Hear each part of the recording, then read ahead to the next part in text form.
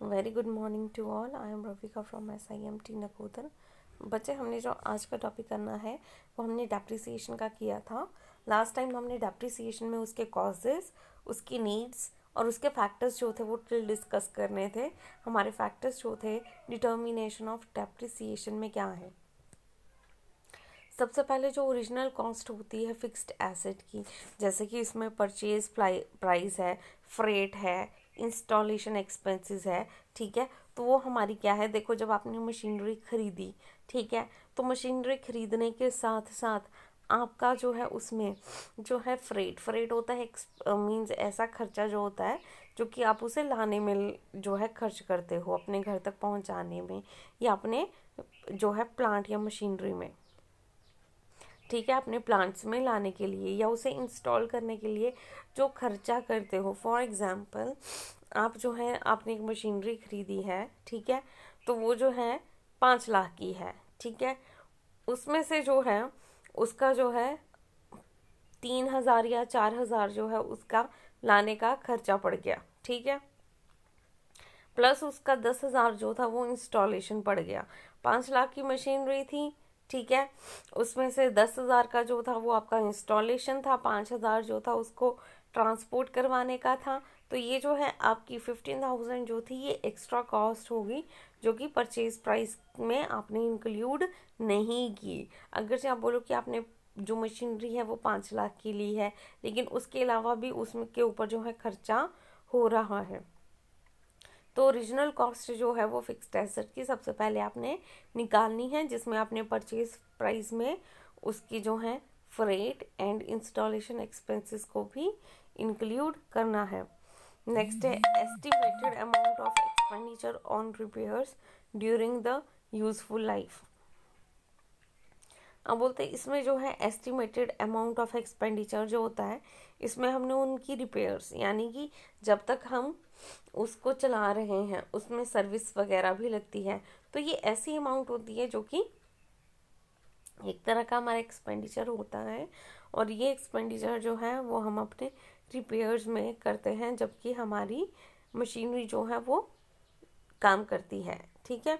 अब नेक्स्ट जो है estimated useful life of asset after which it will be discarded. अब बोलते हैं हर एक प्लांट की या मशीनरी की जो है एक लाइफ होती है, एक टाइम पीरियड होता है जिसमें जितनी देर तक जो है वो वर्क करती हैं, ठीक है। अगर जो हम एक बात करते हैं अपने घर के अप्लाइंसेस की, फॉर एग्जांपल आपका फ़ैन है, ठीक है, आपके घर में ट्यूबलाइट है, उन सभी की एक एस्टिमेटेड लाइफ होती है, ठीक है।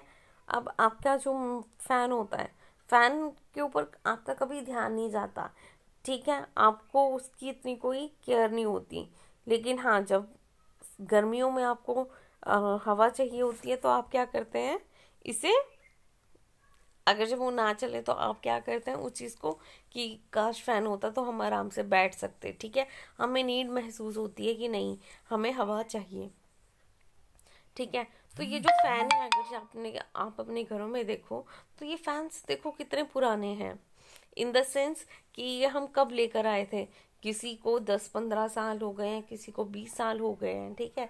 तो हार्डली क्या है, इनकी एक लाइफ होती है, उस लाइफ के बाद ये धीरे धीरे क्या होते हैं, ख़राब होना शुरू हो जाते हैं, या फिर हमें ये जो है क्या करने पड़ते हैं, चेंज करने पड़ते हैं, ठीक है।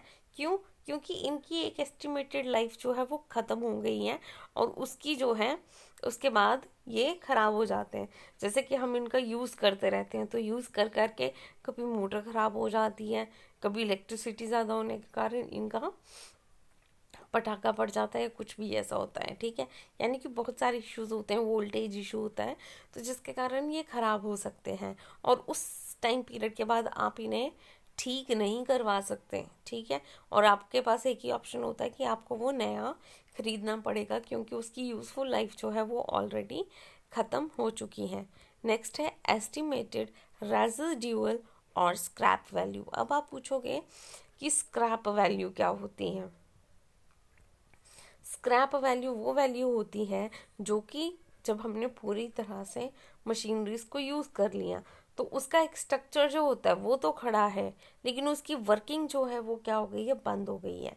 तो अब हम क्या करते हैं, हमने उससे जितना काम लेना था वो ले लिया, उसने अपनी पूरी लाइफ जो है कंप्लीट कर ली, लेकिन उसके बाद क्या है, अब उसका जो रेजिड्यूअल है या वैल्यू जो है वो क्या हो गई है, कम हो गई है।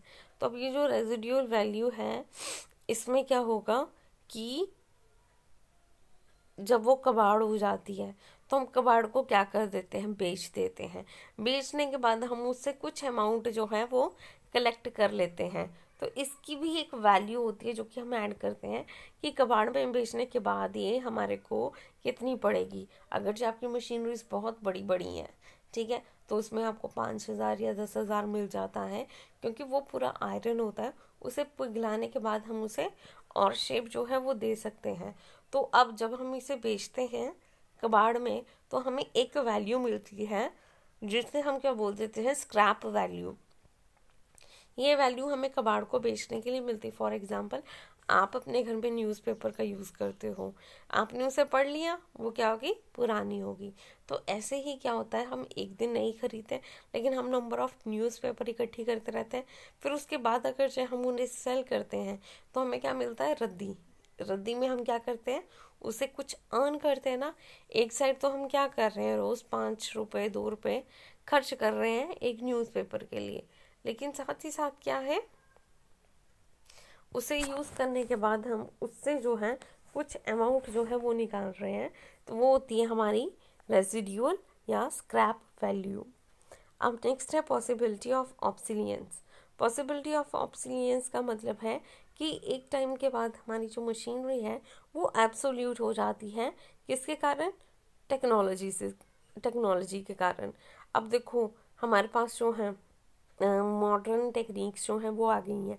पहले हमें जो लाइट्स थी वो किससे ऑन करते थे, स्विचेस से। आजकल क्या है, आपकी वॉइस से जो है एक्टिवेट हो जाती है। तो ये जो है क्या है, एक रेवोल्यूशन है जो कि हम लेकर आते हैं, ठीक है। इसमें जो है इंटरेस्ट ऑन इन्वेस्टमेंट या अमाउंट हमने जितनी इन्वेस्ट की है अपनी परचेज ऑफ एसेट पे, इसे हमने जो है दूसरी इन्वेस्टमेंट में इंटरेस्ट के साथ जो है वो भी हम अर्न कर सकते हैं। इंटरेस्ट ऑन इन्वेस्टमेंट का मतलब है कि ऐसी अमाउंट जो कि हमने परचेज ऑफ एसेट पे की है, लेकिन ये जो है इन्वेस्ट की है हमने कुछ दूसरी इन्वेस्टमेंट में, और इसमें इंटरेस्ट जो है वो हमने अर्न किया है, ठीक है। तो ये जो कुछ फैक्टर्स थे जिसमें हमने डेप्रिसिएशन जो है वो पता करनी है। अगर कोई भी प्रॉब्लम है आप पूछ सकते हो। Till then thank you class.